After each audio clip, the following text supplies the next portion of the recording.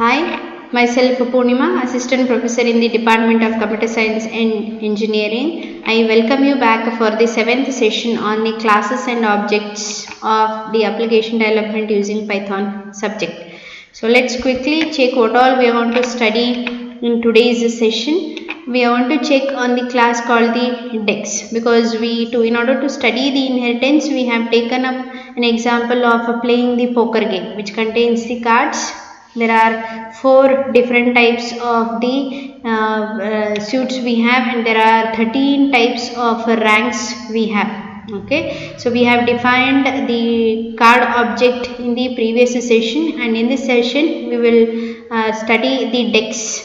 Okay, the class we are going to define the DEX. In that we are going to print the DEX and we are going to add, remove, shuffle and sort, because each of the 4 the suits will contain the 13 different types of the ranks. So that is why we want to define a DEX class in this case. So what I suggest is you please go through the 6th session and then come back to the 7th session in order to understand the concept of the inheritance. So let's define a class called as the DEX. Okay, so DEX is actually what? It is made up of cards, and it is natural for each deck to contain a list of cards as an attribute. Okay, so cards already we have defined in the previous. Now so we are going to use that class in the case of the deck in defining the DEX. Now if you look at the definition in the init itself, okay, so there are how many suits we have? There are 4 different suits we have, and each of these suits will contain the values from ranging from 1 to 14, and we are going to create, okay, how many? There are 4 different types of cards, and each card will contain the 1 to 14 ranks here. So this is being done in case of init method. Okay, so this already I have been written in the class, that is on the object. Now if you look at this, okay, so already I have used the function. Okay, so these time being I am going to remove these. Okay. Yes, now this is, let me save this. Okay, so now the class card is as usual, which we have seen in the 6th session. Now this is on the class deck.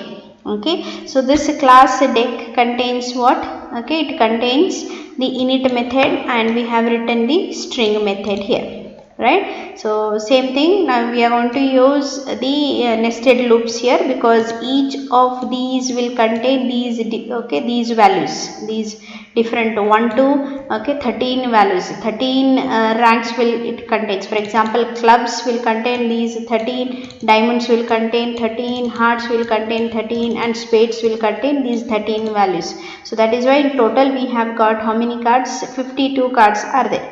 Okay, so what we have done, clubs and these 13 values we are appending to a card object. We are creating one card object, and then we are using the string in order to just to show the different the values for each of them. So let me do one thing. So I'll create one object of deck.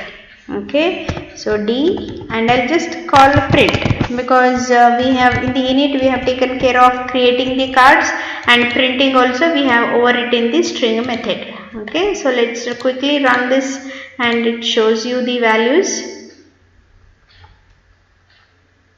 It says it is saying squeezed text. Okay, so what we have to do is we have to double click on this. Now if you see here, ace of clubs, clubs is first, right? Okay, so ace of clubs, 2 of clubs, 3 of clubs, and so on till king of clubs. Now this is one set of card, and this is the another set of a card, third and fourth cards, like this. So this is how we have created the class, and in this case what we have done, we have used this class called card. Okay, now what we do is, so this already I have shown you, it is on printing the deck. Okay, so here is a method, okay, for the string. So we are creating we are overwriting the string method in order to append the values.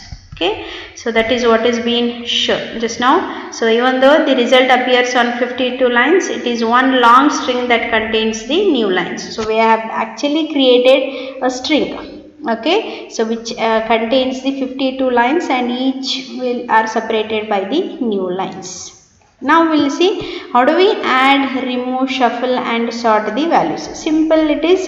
In order to add we use, okay, in order to remove the values we use the pop function, okay, of the the string method, and then remove to add it we use the append, and similarly shuffle we use the shuffle function. Okay, so this and all has been done here. I'll just show you this. Earlier I had added, yeah, this is what it is. So we have, okay, pop card, add card and the shuffle. Okay, sorting also you can do it just by calling the sort. So timing, let's check only the pop card, add card and the shuffle. Okay, so now if I run this particular module, so it works fine. Yeah, so now if you see here, okay, so to the previous, so it is working fine now. Right. So now let's see how do we add the inheritance. So we have created the card class and we have created the deck class. Now we have to create the hand class in order to play okay, we want to we want to start playing a poker game now. So for that we will create one class called as the hand. So this hand, what it should do is it will just inherit the deck. Okay, deck class, it is a collection of the cards. Okay, and this deck contains all the methods like adding, removing, shuffling. So all has been done in the deck. So hand is just, it has to just inherit the class deck. Okay, so that is what is being given. Inheritance is the ability to define a new class that is a modified version of an existing class. This I have told you in the 6th session also, the definition. Now in this case, as an example, let's say we want a class to represent a hand. Okay, so that is the cards held by one player. Okay, so player, now everything is ready, card is ready, decks are ready. So now we want the player. So in order to create the player, okay, so we call that as an hand. Okay, a hand is similar to a deck. So both are made up of a collection of cards and both require operations like adding and removing the cards. Okay, and hand is also different from a deck. Okay, there are operations we want for hands that don't make sense for a deck. So that is why, okay, so there are some common features which are already there in the deck and some we need to add it only for the hand which are not important for the deck. So that is why, so we are going to reuse the deck class and we will add extra in the hand. So this is where the inheritance has been established between the class deck and the hand. So how do we write the establish the inheritances? So this is a class now hand. Now this is deck is being inherited by the hand. So now deck is called as a base class, hand is called as the derived class, or we call deck as a super class and hand we call it as the subclass. Okay, so this is been actually done here. So usually we use the parent and child. Okay, existing class, this deck is called as a parent and the new class we call it as the child. So it is always good to use this parent and the child, which will not get confused when referring these classes. So parent is already existing and child is the new class. Okay, so this already I have, okay, I'll just show you. I had already written this. Now see, class hand deck. Okay, so it is just we are using init, right? So now I am creating what? Hand, one object. Okay, so and there is one deck object also.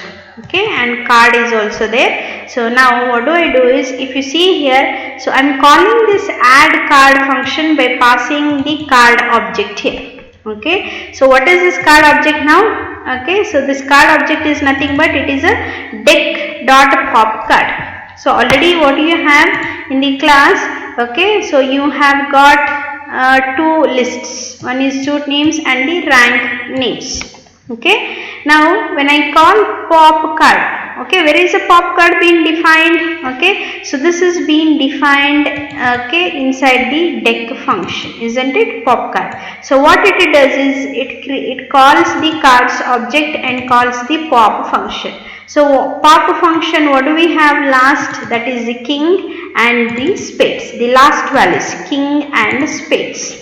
Okay, so when I call this add card, so we are creating actually now card which contains the suit name as a spade and rank name as a king. So when I add and I print this, what it prints here is it prints spades of king, something like this it prints. Okay, so just I'll run this and I'll just show you the output.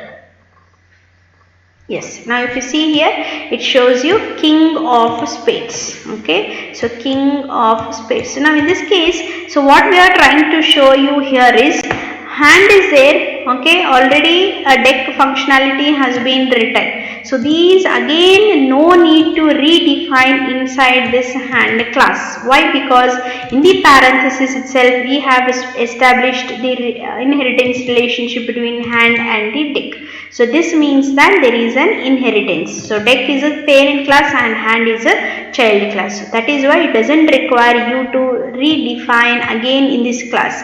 And one more hand I can create it, class hand 1 and inside the parenthesis deck. So that is another class, another players. Okay, this is for one player and one more player I can just create it. See here, only with the 3 lines I am okay reusing the entire class deck functionalities. This is the best example on the inheritance.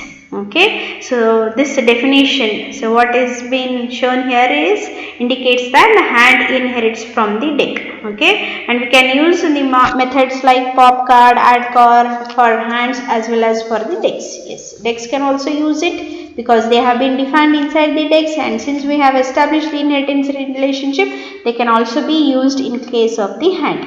Okay, so that is what is being shown. Okay, so now since we have created the init, okay, so if we provide an init method in the hand class, it overrides the one in the deck class. It takes its own definition. If you don't provide it also, what it does, it takes the parents init method. It is not compulsory, but if you define it, it overrides the parents init method. So that is what is being shown. Okay, so same example we have taken. Okay, so we have created, we have popped it and we have added the card, and similarly we can create the move cards here. So these move cards, where do we create it? We create it inside the hand because player is the one who is going to move the cards. So that is why, so move cards alone is being implemented in the hand class, but rest of like popping, adding, removing or shuffling all will be done in the parent class, that is on the deck class. Okay, hope this point is clear. So when we have the inheritance relationship here, it is okay very important for you to understand the advantages and disadvantages of it. Advantage is that one of the key benefits of inheritance is that it minimizes the amount of duplicate code in an application by sharing the common code amongst the several subclasses. The example itself you can take it. So deck class is there and there can be several players. Usually sometimes what will happen, minimum I guess it is 6 players will be playing a poker game, and there can be 12 players also. And if you don't use the inheritance, you will have to duplicate the same code in for the 12 different players. So this can be avoided by just creating one common class called a deck, and these 12 players can reuse that deck in order to create or remove, add whatever the card functionalities are there, they can be reused by just calling the functions. Okay, and the second point advantage is that inheritance can also make application code more flexible to change because classes that inherit from a common superclass can be used interchangeability. And the third one is reusability. Okay, facility to use public methods of base class without rewriting the same. So that is what has been shown. Extensibility is that extending the base class logic as per the business logic of the derived class. Already if you want to provide additional features to the existing class, then you can make that as a base class, and additional functions you can define them in the derived class. So like for example the business logics and all. So when we have these many advantages, but there are two disadvantages that we can see in case of the Python's inheritance concept here is the increased time or effort it takes the program to jump through all the levels of the overloaded classes. Yes, sometimes when you have a very huge program, when there is an application which contains thousands or 2000 lines of a code, so it takes for the Python interpreter, it takes time in order to jump from all the levels of the overloaded classes. Okay, and the second disadvantage is that the two classes like the base and the inherited class, they get tightly coupled. So these are some of the disadvantages we have. So apart from this, so we have got various advantages. So when you have the application which might reuse the existing code, in that case it is always a good practice to go for the inheritance. Okay, so this is on today's session 7, and the last topics of this module 4 will be continued in the session 8. Thank you.